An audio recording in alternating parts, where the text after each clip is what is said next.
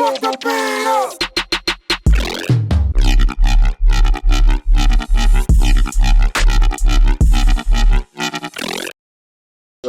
flyer, and I was like, alright, whatever, that works. Yeah, because I remember that time. Yeah, you're right. They never even announced it, right? It was just It was just like secret special guest or whatever.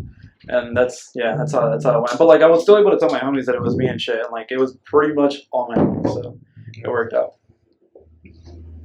Yeah, the last time before that we had been there was the Gengar Lazy Flex. Did you go to that one? I did, and like before his set, my homie Oracle was playing, and that's when me and Sweet Tooth hopped on for their set.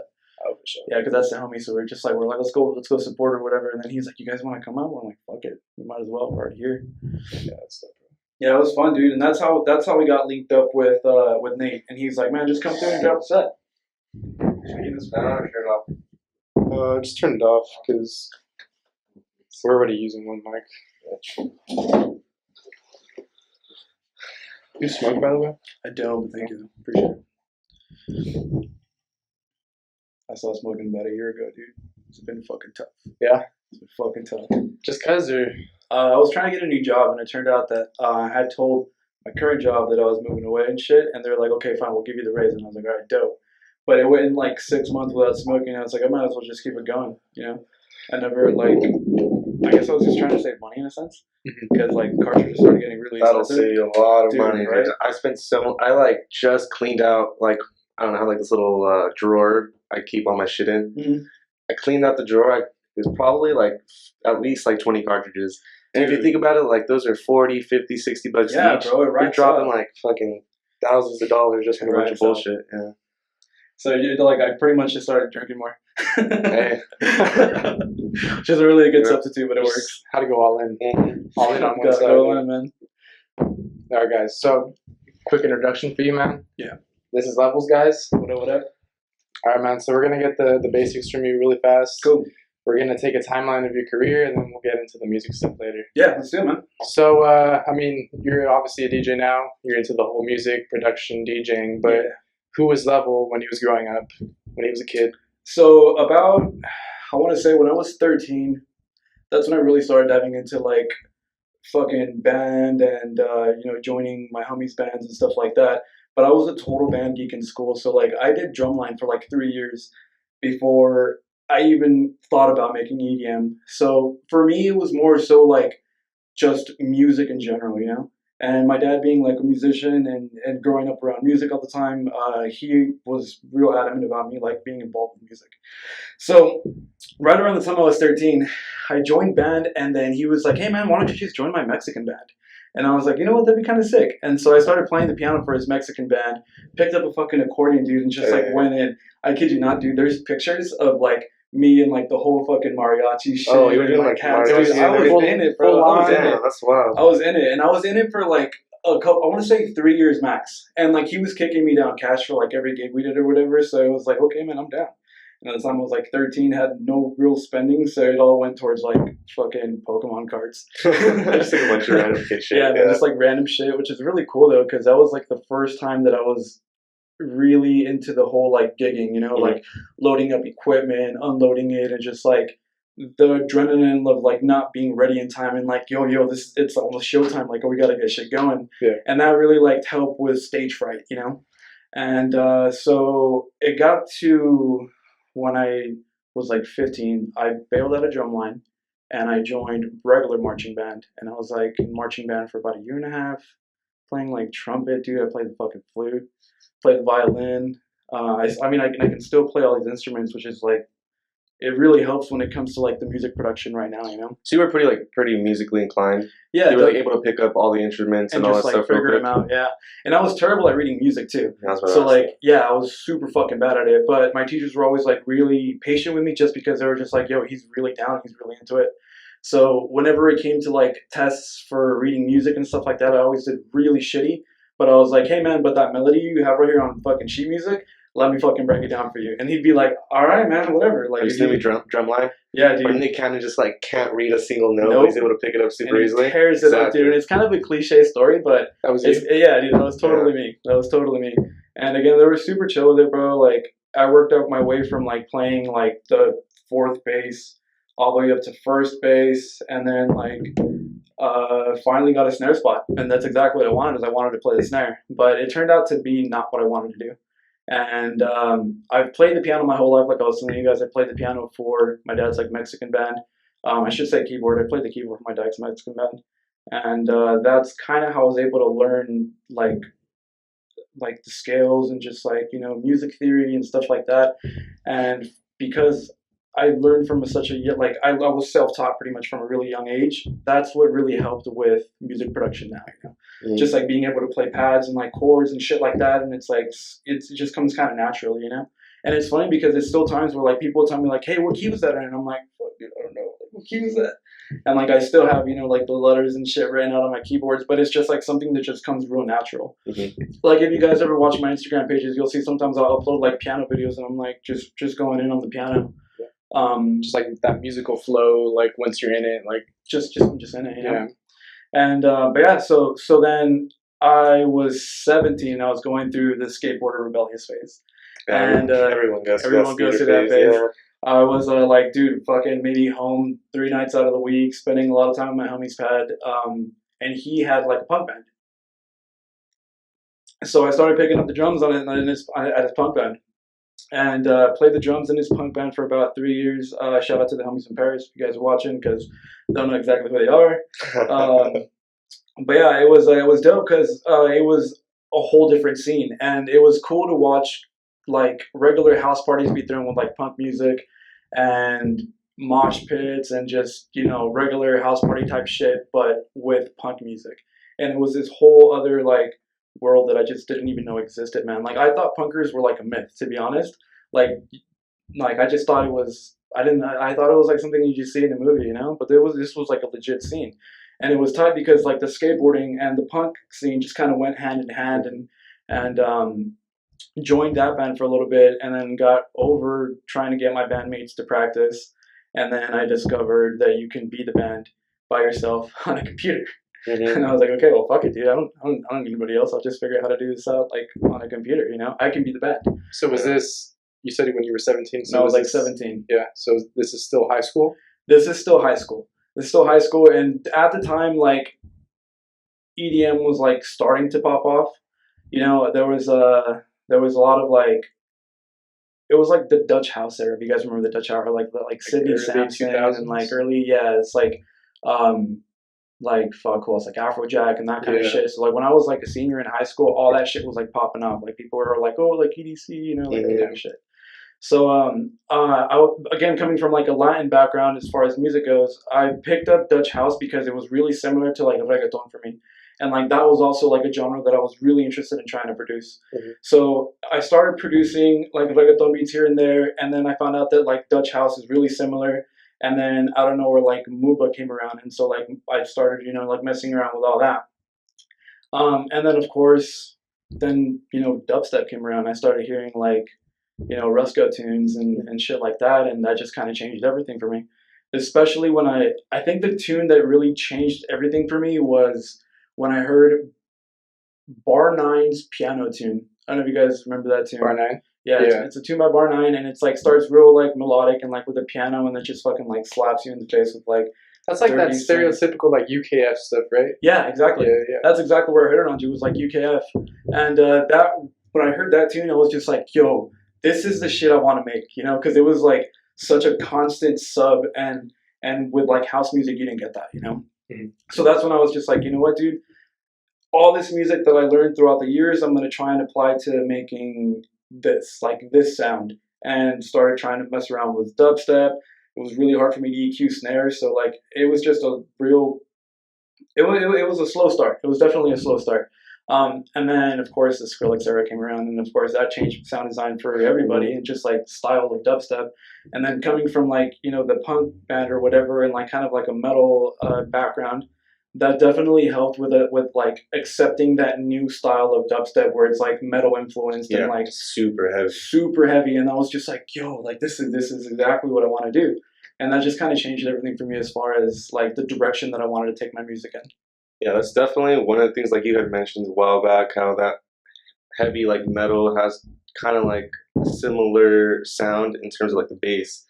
and how they kind of like sound similar. Huh? Yeah, I just feel like if you can appreciate something like heavy metal, you can appreciate dubstep. Definitely. Like, I feel like it's the heavy metal of EDM. You know Yeah. what I mean? Yeah. I mean, why we would say that?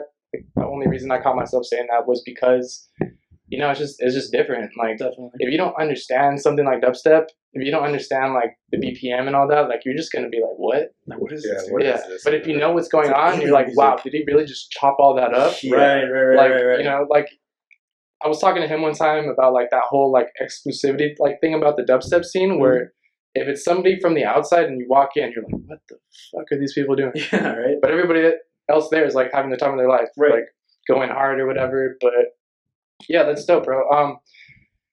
You said you had like somewhat of a rough start, but why was that? I think it was a rough start just trying to figure out what it is I wanted to do with music production. Just like because I was so like I wanted to do everything, and there was a point in time where like Level was this all-around bass music producer, and I thought that it would be a good idea to be like, I'm gonna put out this EP that has like a house tune and a fucking drum and bass tune and a dubstep tune, and then I found out that like that doesn't really work. Were you happy with your production quality at this point, or was it just that you weren't happy with what you were actually putting out, like genre-wise? I wasn't happy with the quality of production, but I was definitely happy with like the music structure. You know, I feel like back then I was more melodic and more like, yeah, more melodic back in the day. House influence. Yeah, house influence and just like thing. yeah, definitely. And I feel like I started losing that a little towards the way. I started focusing more on like quality and you know just you know sound designing and mixing, mastering and stuff like that. And that kind of I'm trying to go back to that now. Actually, it's like I'm trying to be more creative when it comes to my intros and trying to incorporate more melodies, you know, atmospheres and stuff like that that I used to do back in the day that I kind of lost touch with. But it was mainly a slow start because it was hard for me to find my sound and find what it is that I felt was true to what I wanted Level to be. So what did you do to kind of break that creative hole, that block? Mainly listen to dubstep. When I decided that all I wanted to do was, because there was a point in time where I didn't even notice that I was doing it, but I was just so fucking just stuck on digging for dubstep, and like every week I was looking for new uploads, looking for new music, and before I realized it, that's what I was literally breathing was like dubstep, you know. Mm-hmm. So it got to the point where I didn't necessarily have to say like, okay, this is what I want to do. I kind of just let it happen on its own.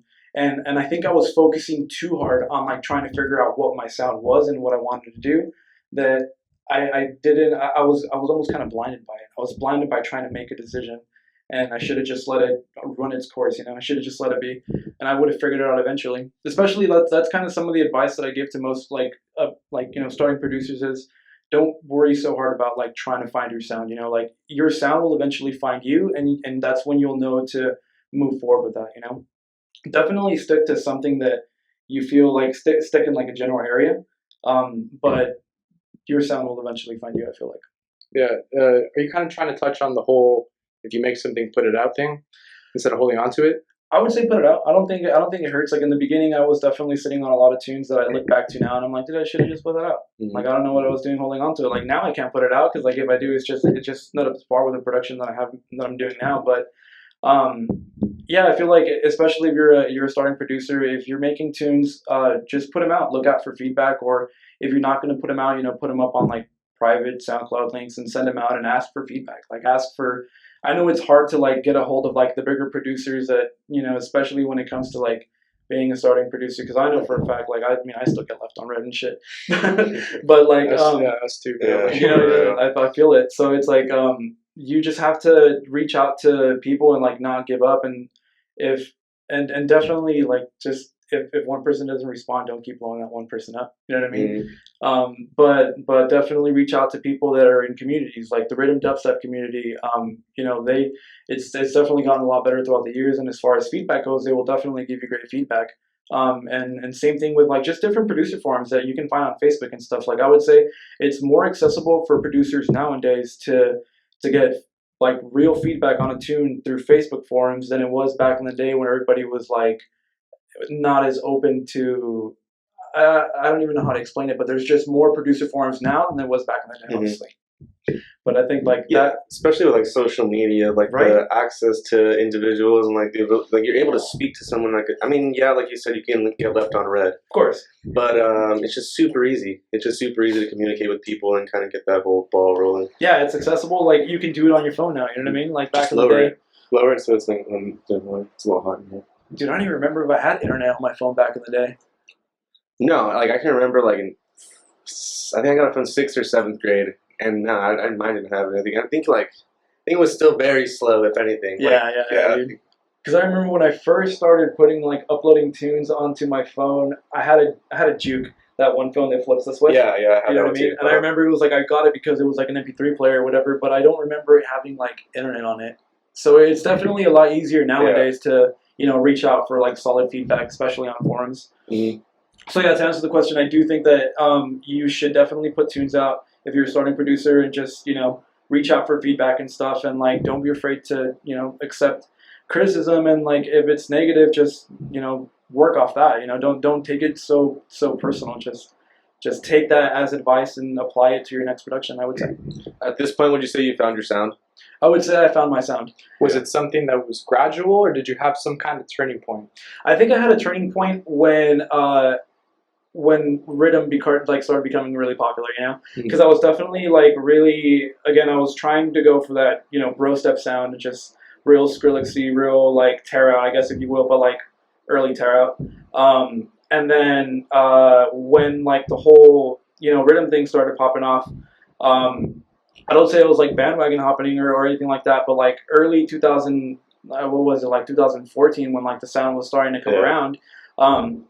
It was really fun to produce. It was really fun to produce, and like at the time it was very minimal, and so it was more so focused on flow and focused on like having a groove, and I thought that was super sick. So applying what I learned from starting off making like bro step style sounds, and then the mixture of like the RIDDIM influence that I have in it, I feel like my kind of sound is a combination of both those worlds, because I can't necessarily say that I'm like a very hardcore RIDDIM producer, but I can't say that like my music isn't RIDDIM influenced either. You know what I mean? So it definitely did have a lot of influence on my production, and I feel like that's kind of the sound that I'm going for. A mixture of both those worlds, and mixing pretty much all kinds of elements. Like I just released a tune called Night Stalker that starts off trap, like real ambient trap, goes into like this Middle Eastern kind of vocally break into like quarter note dubstep, into more fucking dubstep, but it's definitely RIDDIM influenced. The cool thing about when something like RIDDIM comes around, obviously we had dubstep back in the day, right? And then you have like the RIDDIM influence. I feel like you see this kind of in the rap game too. Like you have like the old school rap, like gangster rap stuff. Right. And then now we have like that whole SoundCloud wave. Right. But at the end of the day, in the future, it's going to be kind of a combination of the two. It's not going to be just SoundCloud rap. It's going to be like a blend. Definitely. So dubstep, like that's what I feel like we're seeing right now. It used to be all dubstep, then the RIDDIM thing popped off, and now we're going to get like this hybrid. Definitely. Nobody really wants to be like, just RIDDIM and just dubstep. Right. They want to like grow with it, Yeah, and like try and experiment. Really, that's what everyone's doing. Is like they're experimenting to try and get away from sounding so generic. And that's what I think is really rad. That, like you said, you're going to get a combination of all these styles, and it's going to eventually come up with something new, and that's what's going to set the standard for the next wave. And like that's just how it is especially with like SoundCloud rappers too. Yeah. Like there was definitely a sound with the whole trap thing, and I mean there was a time where I feel like there was a really distorted, like it just sounded distorted with like rap producers. Well, yeah, and that's like the whole distorted started in like the whole Florida. Like when Florida started blowing up, I think that whole like 2013, 2014, Florida with that whole like Raider Clan, like Space Ghost Perp and all those guys. Like even like Chris Travis and fucking, who else is it? Who's also like Waterboys? Yeah, from Sesh Hollow Waterboys. Not Chris Travis. Not Chris Travis. Denzel? Nah. I'm trying to think of who else. I don't know. Either way, anyway. But there's this like super heavy rap too. But they have that whole distorted wave going on. Yeah, and that distorted wave I feel like is being like adopted into like the new production nowadays. Like it's a thing now. Yeah. And like that is just a style now. You know what I mean? I feel like it's just like he brought up Space Ghost Perp, like somebody who like influenced that whole SoundCloud thing. I feel like that's all it takes. Like that one guy to break the ice, really. Right. And everybody else is gonna hop on it, like, yo, this is like the new thing, bro. Like, this is dope. Like, That's all it takes, man. yeah. That's all it takes. Is there something like in particular that you feel that you do to, you know, be creative, be different, not be like everybody else? Or do you not even really think about that? I don't really think about it, to be honest. Like whenever I'm just in the workflow and in like the mode of things, really whatever just comes to mind, you know. Like the other thing too is that I've never really sat down and like said this is what the tune that I'm gonna make is gonna sound like. I don't think I've ever done that. And I know people that are like, oh, I have this idea in my head and the tune's gonna sound like this, and like they'll start working and eventually start kind of molding their project to sound like what they heard in their head. And I've never once done that, dude. Like I'll sit down and it's kind of like improv along the way, and like I'll just, you know, start making sounds, and if it sounds dope, then I'll run with it and resample until I get it to sound like something different, you know. Are you like a deeper project-based producer, or do you like putting out a bunch of tunes? I'm more like it's hard to explain, but I'm sitting on a lot of tunes, and there's just a lot that I like. I was telling you guys, I know that I'm kind of contradicting myself right now, but there's a lot of tunes that I'm just not happy with to be able to put out, simply because I don't feel like it's up to par with, like, you know, the last release or whatever. But it's good to keep all those projects around, because you can always go back to them in the future, and like things that you've learned you can apply to those project files. So I try not to put out too much too fast, just because I can always kind of like go back to it and make it better, so that by the time the final product is done, it's like ready to go, you know.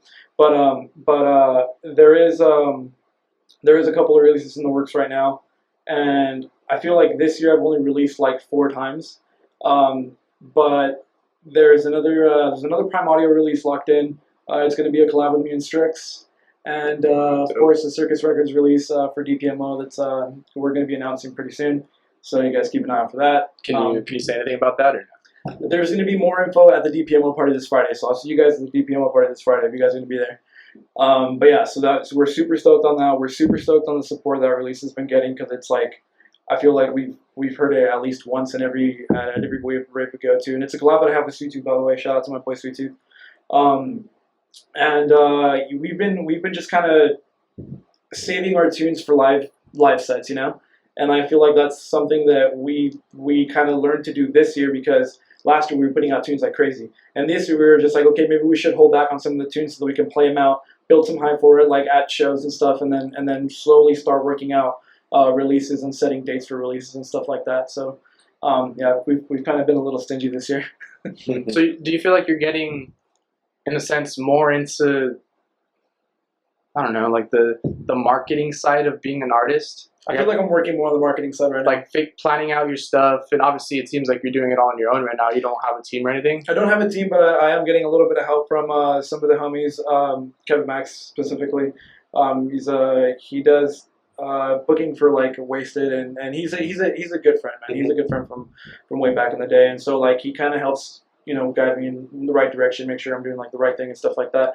And on top of that, just like having made friends with so many people in the industry, it's always real easy for me to reach out and be like, hey, is this the right choice? Like, is this the right decision? Like, should I be doing this? Should I not be doing that? And it's just really, really cool to see how, like, when it comes to questions like that, the community comes together and they're like, hey man, that's not a good idea, you know? Or like, hold off on releasing that tune, just wait a little bit.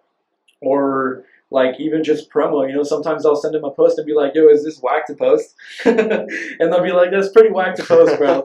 Don't post that shit. I'm like, all right, cool, man. But it's just little stuff like that helps along the way, you know? Because like the last thing you want to do is like come off as super fucking cringe. So it's just rad to have like a second set of eyes, you know? Because like I feel like if you don't have that kind of support, dude, there's some people that sometimes I see their posts and I'm just like, whoa, bro, what are you doing? Like, no, you don't want to post that, dude. And it's like, it's people that I don't know personally, so it's hard for me to be like, hey, man, not the brightest of ideas, you know? And like, it's cool to be able to bounce ideas like that around to other people as far as marketing goes, and not necessarily like, not having it be super music related, you know? It's more artist related than anything. And do you think the RIDDIM dubstep community is like good at doing that, at helping each other out, at like being there for support kind of thing? Definitely, man. I feel like I actually feel pretty lucky, to be honest, to have been accepted to like just the family, I guess you can say. Like, I guess what it is like, you support the scene you love, you'll eventually see support back. And having gone to so many shows over and over and over, faces like, they start to become familiar. And so running into people at shows every week and just like, constantly like, you just get to know people, And I think like that's been a really big help, just networking, and especially like living so close to, certain venues that were a lot of help back in the day. Like I lived down the street from what used to be the Yoast. Wait, is it still called the Yoast? It's still called the Yoast, I believe right? so, right? Yeah. Yeah, they're just not doing Havocs and like EDM shows and shit anymore, I believe. But that was like my spot to go through every Thursday, And just having gone every week, eventually I started to get to know people over at White Rabbit, and started getting a bunch of bookings with White Rabbit with one of my homies, Adam. So he was, hooking me up quite a bit. That was actually the first main stage booking I ever had, like in 2014. For White Rabbit, I opened for Bear Grylls, actually right before Terra Vita. So that was really dope, and like they were always really cool with just giving, the homies opportunities and stuff like that. And being that I was so close, it was always real easy for them to just hit me up last minute, like, hey man, can you come through and spin a set, because like somebody dropped out. And like it would be upstairs or like whatever, but just getting that practice early on, and I feel like because I was there every Thursday though, like I feel like they saw that I was there supporting, and eventually you get to know people, and then eventually they become friends, and then before you know it, it's like, it's your fucking home. And then that closed down, and Wasted is really not far from where I live as well, which is at the Circle, and in Huntington Beach, and having gone there again on a regular basis, and they were throwing crazy rhythm shows, and they still are, and you see people and waves of producers come through, and it's such a, I don't want to say it's a small venue, but it's like a real intimate environment. So it's inclusive, very inclusive. So like you run into people constantly, and like it's real easy to just say what's up to like I think that like the first dude that I was really stoked to meet there was Al Ross, running into Al Ross constantly, like, that's the homie. Holy shit, dude, Al Ross, and now it's like, now I fucking love Alex. I love you, dude. For real, what I mean? Alex is dope. Yeah, so like it's crazy just because like we look out for each other, we had a little situation last Friday, I believe, where Callie had like lost her phone or something, so I was just kicking it with her just to make sure everything was cool.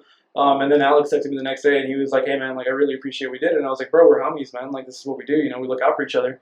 And that's just something you do that's like not even music related or anything anymore, because like now it's more than that, having been involved so long in like the like I guess the music industry, really, like you just make friends, Yeah, I feel like I don't want to compare it to like the stereotypical rave culture of like the whole EDM area, like 2006 and all that, because I feel like that's different. But that whole Plur thing had certain things going for it, kind of like what you're saying. Right. I feel like part of the whole exclusivity thing of dubstep is, like you guys end up, like supporting this thing that you guys both really kind of live for. Yeah, totally. And at the end of the day, not that implies that you're a good person, but I feel like people kind of gravitate towards people that, do the same kind of creative things, that do the same type of things that like basically make people happy. Seriously. Like maybe like you don't really look at it that way, but hey, you were just trying to like help, right? Yeah, just trying, exactly. Yeah, if it was, in this case, it was like you helping out somebody's girlfriend, like you trying to make sure nothing goes wrong. Right. But it's really just all out of like, hey, that's the homie, I'm just going to do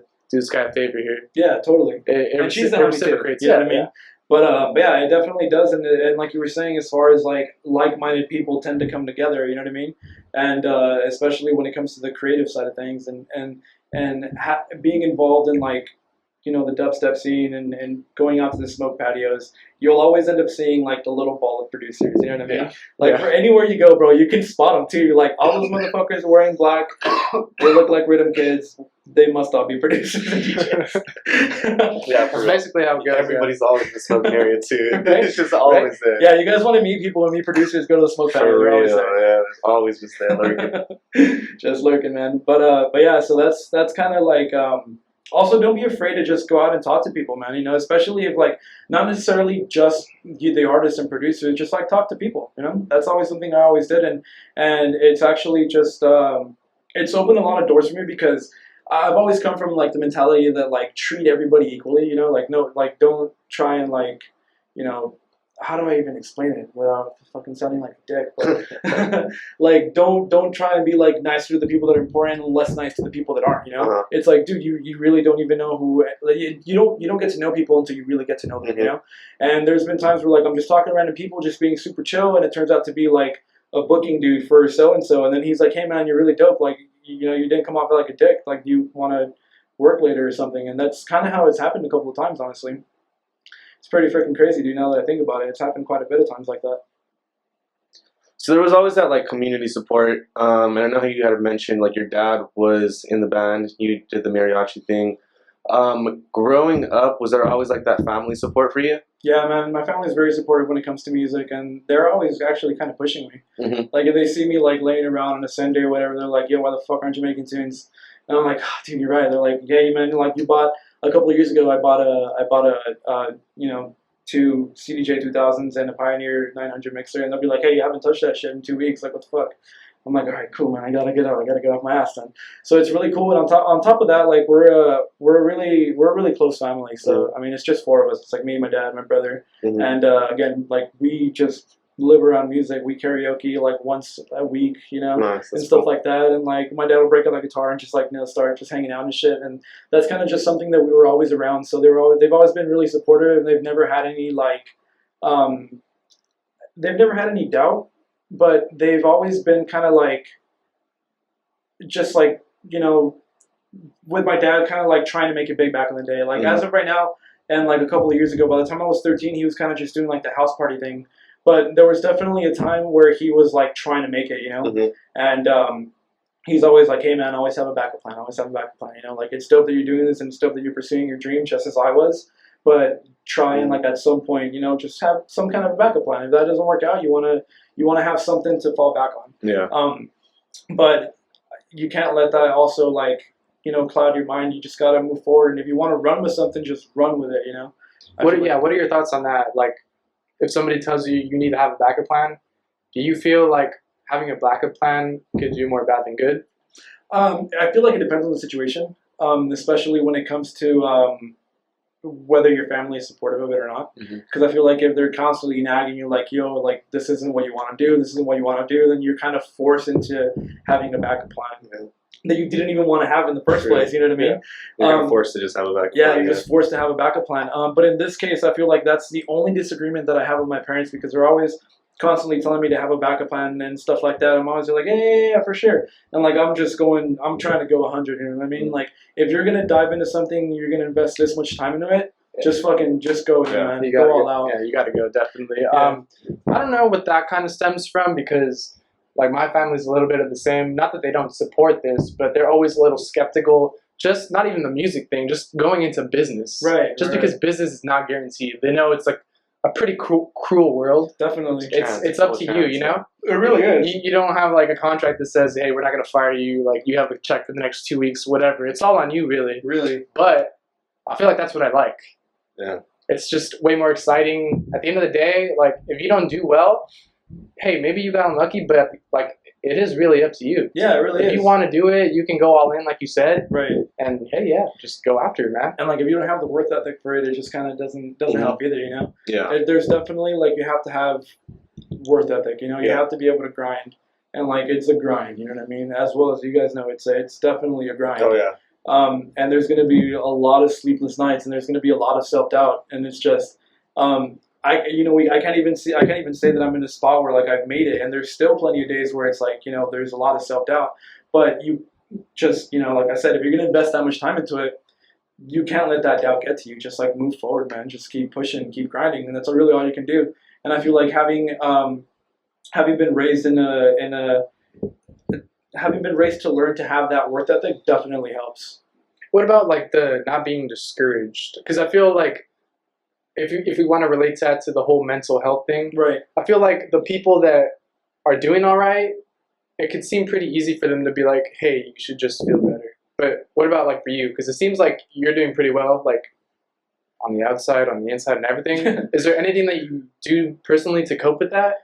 Man, that's a tough one, because I don't mean to offend anybody, but I've never really suffered from any kind of Yeah, that's what I'm saying. Like, you it know? seems like you're not really that type of person. No, I've never had that problem, which I'm really very fortunate to, to not ever had. But I guess there's always been just ways to distract me, and I feel like because I love music so much, there's a lot of times where like I'm feeling down or I'm feeling blue or whatever, and I'll just, I'll hop on the piano, man, and just like crank out a tune or whatever. Not necessarily EDM, just like I write classical music too, and so like it's really fun for me to get away from that. And at some point in the future, I'd like to score films, and I feel like I'm going to be able to kind of like reharvest that energy that like is building up, whether it be negative or positive, and kind of put that into these scores and put that into different kinds of music. I feel like the craziest song I've ever wrote was through when I was going through a breakup. Like I was all like emotional. all emotional, super pissed off or whatever. But I've never I never let that negativity get to me. I was always kind of just like, how can I use this energy and direct it towards something that's going to benefit, And yeah, I was always like just able to kind of redirect that energy into something creative, whether it be again a classical piece or whether it be EDM, like it just or dubstep, you know what I mean? It just always worked out. All right. On a lighter note, what has been like your favorite moment so far as a producer, as an artist, where you feel like you're in the moment and you're just like, damn, like this is dope, like this is where I need to be? Man, there's been so many. It's hard to say, but like I guess in no specific order, the first one that comes to mind is having played Beyond Wonderland. That was amazing, and having been treated for like an actual artist for the first time, and not necessarily. I mean, obviously, there's been great hospitality at different places, but I've never been in like a festival environment, especially as an artist like that, So like checking in at a different hotel, and they're like, "Oh yeah, like great to have you here, or whatever," and like, "Let me give you your artist pass," and it was just like. Yeah, that moment when you put on the artist wristband, it's like, makes it all worth it. Yeah, pretty much. What can I do with this that I couldn't do before? Yeah, dude, it was crazy, and like there was escorts in and out of like the hotel, and basically like I was like, it's cool, man. Like, you didn't escort me to my car, and they're like, no, bro. Like, as of right now, you're our liability. And I was like, oh shit, okay. I was like, all right, dude. And I was like looking up at these big ass like fucking securities, and I was like, fuck, all right, dude. Like, all right, man, I'm in my car. Thanks, dude. Made it. Yeah, made it. And then just like driving to the venue, and I remember being super stoked on like having the artist parking pass, and like I was like, bro, I got the artist parking pass, and like not having to deal with shitty parking and just like stuff like that was super rad. And on top of that, like I was fucking starving when I showed up there, and I remember being like, damn, dude, I had no time to like grab anything to eat or whatever, and I was walking in, I was about to get in line to get something to eat, and one of my friends was like, hey man, there's like 7 or 8 like food carts in the artist area, right? Like you can just grab whatever. And I was like, wait, for real? And he's like, yeah, dude. I was like, bro, I'm not used to this kind of treatment, man. Like, you guys don't let me know what's up. Like, shit, what else can I do here? Yeah, seriously. So like you walk in there, bro, and it's like this whole awesome looking area, and it's like, again, there's like 7 different food carts. And like I went to one, and they're like, yeah, dude, you can literally just like, and I was like, yo, this is super rad. So that was really cool. Damn, I hope I don't get in trouble for talking about that. But no, but why would you? Yeah, You were an artist. Yeah, it was super sick. And then like there's other times like having played Space Yacht when I went back to back with Sweet Tooth at the beginning of the year. That was literally the first gig of the year. I think it was like the end of January. It was right around the end, and we got hit up super last minute for that show. And we actually closed out for Gamma, and I'm a big Happy Hardcore fan. So just having been able to touch the decks after Gamma, like I literally was like, I tugged on his shirt and I was like, bro, you're a fucking hero, bro. Like, you're so rad. And I was trying so hard not to fan out, but it was like, it's fucking Gamma, dude. I've seen him like 8 or 9 times, and just to be able to just like literally touch the decks right after him was super sick. On top of that, what was really dope that night was like there was a lot of people that recognized both Sweet Tooth and I. And that was really cool, I thought that was really rad. Who's been someone that's like recognized you and you're like, damn, you know me? Fuck, dude. I don't think anybody comes to mind. But what like, about someone that you walk up to him and you're like, damn, like shit, it's you? Like, were you like seen him in the no one yet?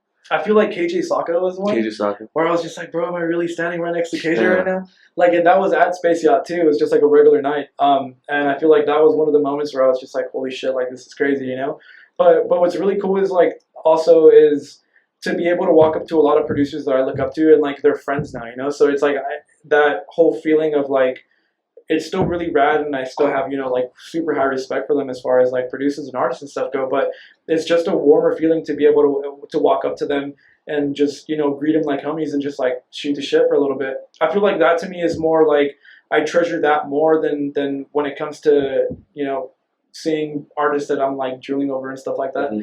But definitely Gamera was one where I lost my shit. Like that was I couldn't even help it. Is somebody like Gamera like one of the bigger names that you've played support for? Well, not in dubstep. He's definitely like just totally unrelated to dubstep. He's you know, happy hardcore DJ and stuff like that. But he's definitely on the bigger side. But as far as like support goes, for I've opened for Downlink, and like I've played support for like, again, Bear Grylls, support for damn, a bunch of homies. I can't even think about it. But it's been really awesome to just be able to have these opportunities, you know. And I feel like, again, it's because I've talked to the right people, you know. And it's really the majority of all this stuff is happening in the smoke patios. Like I just end up talking to people, and they become friends and stuff like that. And, you know, again, faces become familiar, and then they, you know, shoot these opportunities along my way. And I'm like, holy shit, are you serious? Like, I can do that? And they're like, yeah, dude. Like, are you down? If you're down, we're down. And I'm like, okay, dope, let's run it. That's kind of how it's always gone. I feel really lucky, honestly. Like I don't feel like none of this has been planned out. It's kind of just always like flowing, dude. Mm-hmm. It's kind of like just fell on my lap, which is super rad. Very fortunate to be able to say that. So what are your thoughts at this point on your career as you look back? I'm so hungry. Do you feel happy where you're at? Is there anything that you would have done differently? Yeah, actually, you know what? Going to that, one of the things I would have done differently is I would have started playing on CDJs from the very, very start. When I first started DJing back in the day, like 2013, I was on a controller. I was on an S4. And surprisingly enough, dude, I can't believe the Yoast let me play on a fucking S4. Like, they would actually literally bring out a table for me and like set it up behind the CDJs, and literally mid-sets, like during people, and I'd be like, okay, shit, like I gotta hurry up and get up there. And like most clubs won't do that, you know, like it's like strictly CDJ so that they don't have to go through the hassle of, you know, getting a table set up and stuff like that. So as far as playing on CDJs, I've only been playing on CDJs for about a year and a half now. And I literally just dove in it, you know. Again, the homie Kevin Mack, back in the day when he was working for a production company called Heavy Dub. I think he was running Heavy Dub, actually. He hit me up for a few times for a couple of shows, and he had seen me play at the Yoast, and he's like, hey man, can I book you for a show? Can I book you for a show? And I was like, yeah, I just gotta let you know that like I play on S4. And he's like, can't do it, dude. Like, you're gonna have to figure out CDJs. And I was like, all right, for sure. Let's just like, I'll let you know when I got it figured out. And he hit me up another 2 times and was like, hey, dude, you figured it out yet? You figured it out yet? Until he was finally like, hey, man, I'm gonna put you on this fucking show. You're either gonna play or not. Like, you just gotta figure it out. And that was, I think it was, he put me on a show in January of last year with Crowell, Kidnappa, Supreme, and I believe it was Uber. And I opened for that show at the, I think it was at Union. And that was my first time ever having played on CDJs, playing out, I guess I should say, to a crowd and shit, you know what I mean? Because like it's not the same as playing in your room. Like you could kill it on CDJs in your room, but it's a little different when like you know the lights, the noise, the people, the energy, and bro, it's totally different. It's a different ball game. But it was fun, man. It was super fun, and again, I feel like it was a little hard to pick up just because I was so used to the S4, and it's definitely a little easier on the S4. But now that I look back at it, it's so much easier to work on CDJs. And I feel like that's something that I would have done from the very beginning. On top of not having to carry shit around, not having to watch shit, not having to carry a laptop, you know, there's more chances of you forgetting like an adapter or, you know, forgetting a USB cable and stuff like that. Literally when it comes to playing on, you know, like playing at just take your fucking USB, plug in, and you're chilling. And yeah, after that, like, it was just so much easier, you know. And I still have an S4, and I still like every now and then go back to try and plug it up or whatever, just like to hang out at a friend's house and stuff like that. Because I definitely will not move my CDJs; those are stationary. Yeah. And it's hard for me to go back to the S4 now. Like I'm like, fuck, dude, this is so much different. But after a while, like, you know, it's like riding a bicycle. It'll take a little bit, but you definitely haven't lost it, you know. But that's definitely something that I would say I would go back and change is from the very beginning, right from the get-go. I would have started on CDJs. I would have been so much better now. Because I still feel like I'm still learning the CDJs. You know what I mean? What kind of advice would you give to anybody watching, any like up and coming producers, any necessarily not any producers, but anybody in music in general that would that like needs kind of advice in general? What would you tell them? I would say focus more on music production right now. Like if you're starting off and you're trying to make it as a DJ and producer, I would say definitely work on your craft. Focus on the music production side of things. The DJing side of it isn't very hard to pick up. Especially if like you happen to just come across having a controller or something like that at home, like it's not hard to try to like figure out how to transition tunes and figure out how to like what sounds good with what. And like I feel like there's a lot of people that are focused more right now on like what doubles sound better than like their sound design. And it's like yeah, because producing itself, DJing itself can only take you so far, right? Definitely. If that's what your goal is, to be a artist, not a DJ. Right.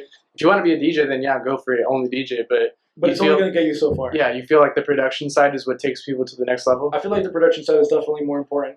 And I feel like if you're trying to make it, just stay focused on, the production, figure out what you want your sound to be. And again, don't try so hard to figure it out because it's going to happen naturally. But just kind of lock yourself in your room for a little bit, figure out how to, work a DAW, collab with people that are making tunes that, sound similar to what you want to make, especially like one-on-one collabs, like not just sending out stems and stuff like that. Because having collabed on an early stage with like a bunch of different people, you learn a bunch of different tips and tricks, and there isn't a wrong way to produce. There's just a bunch of different options on how to get to the end result. So I feel like producing with a bunch of different people, you kind of learn different techniques and stuff like that, and you can apply what you learn from different people and like take little bits and pieces here and there and just apply them to what you're doing. And I feel like that definitely helped from like the beginning is having just played around with a bunch of other producers, especially if it's like not like you don't even have to be with the mentality of like, yo, we're gonna make a banger. Just like, yo, just come through the homies hit like pad and kick it and produce for a little bit. And you ever made a banger on accident? We've totally made a banger on accident. Yeah, Impending Doom was kind of a total accident. Like we know that it was we knew that it was like we knew it was a good tune, but like we didn't expect for it to blow up like it did, And again, we're very grateful for like the support that we've gotten on that tune, but we weren't expecting it for it to go like that. There's 27 versions to Impending Doom. 28 now, 28. And you know what? And now that I think about it, there's actually a version that doesn't even sound like the Impending Doom right now. It's like totally different. And then Devin and I were like, fuck it, let's scrap that idea. Let's start over and continue to use those vocal samples that we used. Yeah, we literally started working, and 27 fucking versions later, he decided to send it over to James Funkcase, and Funkcase was like, yo, this is fucking dope. Let me just make a suggestion. Take the switch, take the first drop, and flip them. And he's like, and you guys got yourself a banger, and I'll consider signing it. And I was like, holy shit. So like we literally did that the next day. Like we got together, he came over to the house and we rearranged shit and moved shit over and sent it to him and I think he played it out like the week after. And he hit us back and he's like, yo, the crowd reaction was like super nuts. Like I'm gonna, open up with this tune for the first DPMO tour. So the first DPMO tour that he did, that was his opening song. Like he had his intro or whatever. That was the first drop, I should say. Mm-hmm. But yeah, dude, it was just crazy how much support we got from the very beginning, and then just like up until recently, like Dion, played it, Kill the Noise and Snails at Heart Summer, and Schism just played it. Who else just played it? Subtronics has this fucking crazy double that he does with Sudden Death's Void Rise. And dude, I don't know if you guys saw that video, but it's so crazy. The crowd reaction that double got fucking gives me chills every single time I listen to it. And it's just like that was a total accident. We didn't know that we were gonna make that sick of a tune. It was a total accident, man. So you guys made that tune, and then what happened exactly? That you say that it wasn't necessarily like a thought that it was gonna be a big tune. We thought that we were considering it. We were considering free releasing that tune on a label that Devin was working with a while back. And yeah, that's kind of what we were planning on doing. But I think he's a little close. He's really close with Funkcase. So He sent it out to him just for like feedback and for advice and play out. Like, hey man, if you dig this tune, you can play it out and stuff like that. We didn't expect for him to come back to us and be like, yo, I want to sign this. Like, this is fucking sick.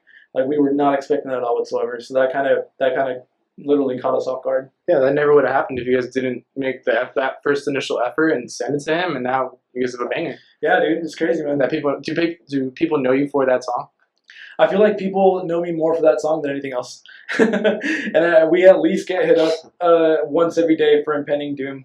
And they're like, hey man, can you sell me this tune? Can you send this tune? When is it coming out? Can you send this tune? And it's really cool, but it's also really scary because you definitely don't want to be a one-hit wonder, So it's like, it's an awesome feeling to have the support on this tune, but it's also really, it's kind of scary because like now I feel like I have to one-up that tune, And like that's the addiction with music production, and when it comes to being a producer and putting out music, like you get a little taste of what it is to have a tune What's go viral. The next big thing like you can get at? Yeah, it's like it's like with any addiction, Like that's the addiction. It's the adrenaline of it, thing. What's next?